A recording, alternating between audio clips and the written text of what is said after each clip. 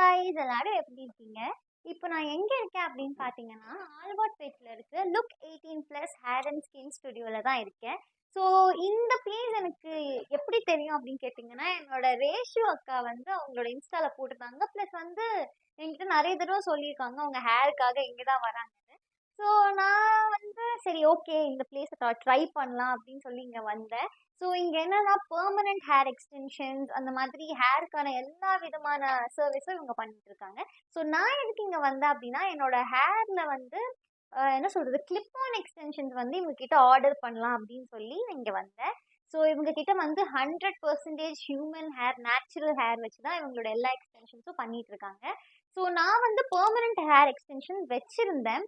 But வந்து அது எனக்கு சம்வாட் ஹெவியாக ஃபீல் ஆச்சு. ஸோ அதனால சரி ஓகே கொஞ்ச நாளைக்கு கிளிப் ஆன் மாற்றிட்டு நம்ம ஹேரை நல்லா மெயின்டைன் பண்ணி திருப்பி இவங்க